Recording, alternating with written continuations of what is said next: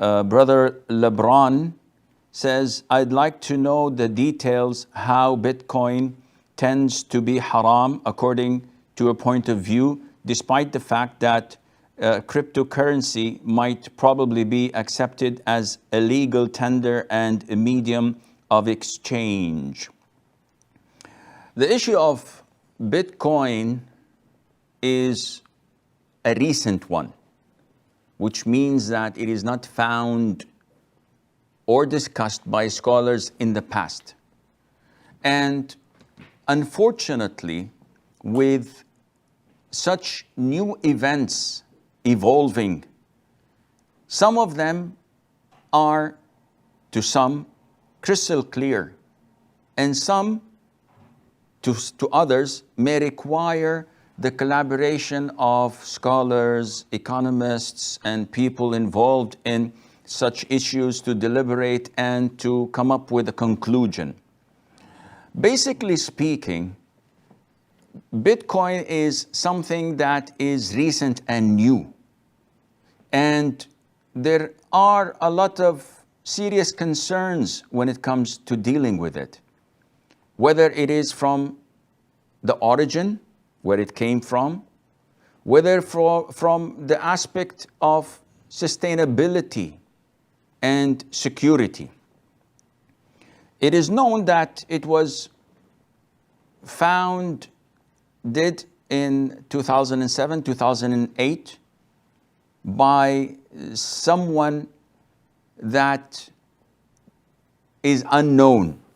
And they say that his name is Satoshi Nakamoto. And this person later on, who was supposed to be Japanese, the person with that name denied having anything to do with it. Then another person came from Australia or Canada claiming to be the one who founded it. But generally speaking, no one knows where originally it came from. Not only that, when it started, I think it was like 0.1 cent of a dollar. So one Bitcoin was equal to 0.1 cent, something that is negligible. In a couple of years, it jumped to $35. As of today, if I'm not mistaken, one Bitcoin that was 0.1 cent now is equivalent to $11,000 plus. This is ridiculous. What is this? This is not something that is physical, you can touch. It's not a coin. It's not a banknote. It's not a deed. It's not a certificate. It is something that is virtual. It all is dependent on the peer-to-peer, the blockchain, and the logarithms that govern it, which is known to only a handful of people who control it and who are anonymous, and no one knows who they are. You cannot complain about it. You cannot pretend that there is justice or injustice. There's no one to talk to. So it is as if you're throwing your money in a vacuum, not knowing whether it will increase or decrease. But most people don't care, because all what they're looking for is quick profit and gain. You remember the pyramid schemes and the networking schemes that have been in the past and still ongoing today, selling you a commodity that costs in the market a single euro. They sell it to you for 200 euros, claiming that there is only 5,000 pieces in the world of it.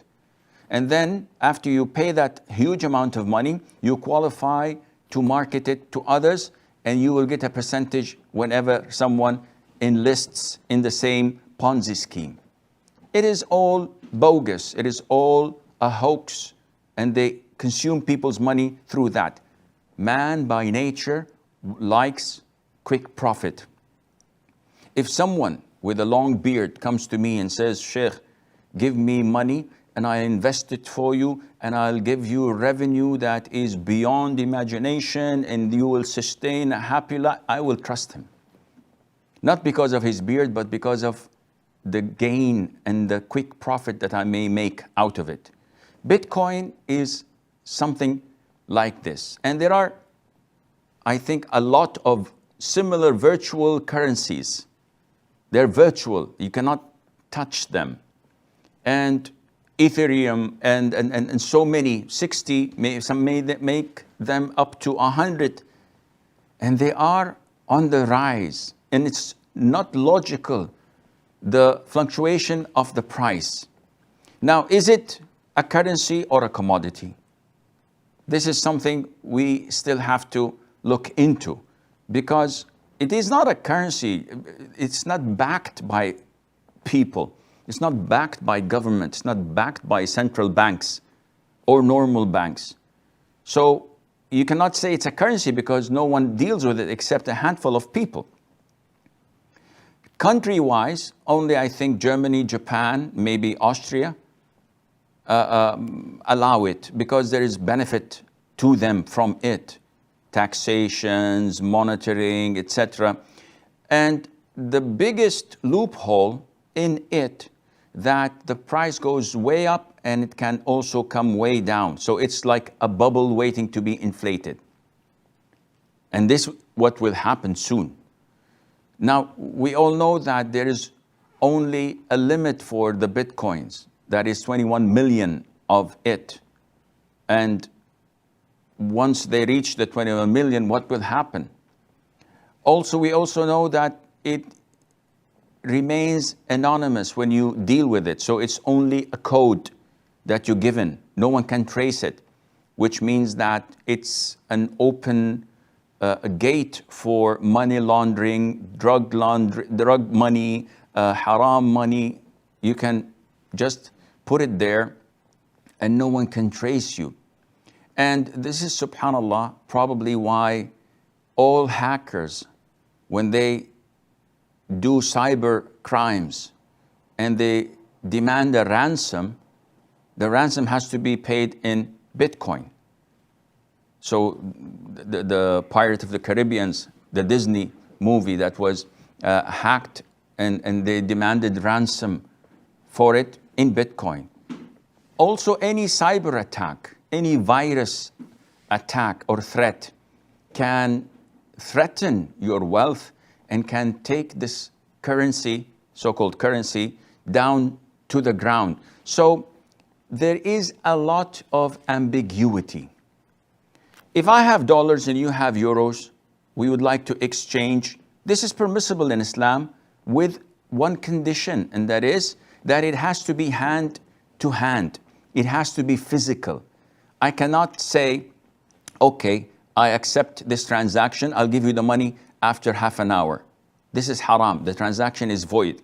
It has to be simultaneous, give and take. In virtual currencies, you don't have this. The transfer is not simultaneous, and you don't have anything physical to hold on to. So this kind of ambiguity makes Bitcoin haram, in my opinion. And Muslims should not get involved in such dubious transactions simply to make a quick buck, to make a quick profit. This is not an Islamic concept. And one of the reasons of a lot of transactions being prohibited in Islam is the concept of gharar, ambiguity, that there might be some sort of deceit or ambiguity in knowing the end result of this transaction. Allah Azza wa Jal knows best.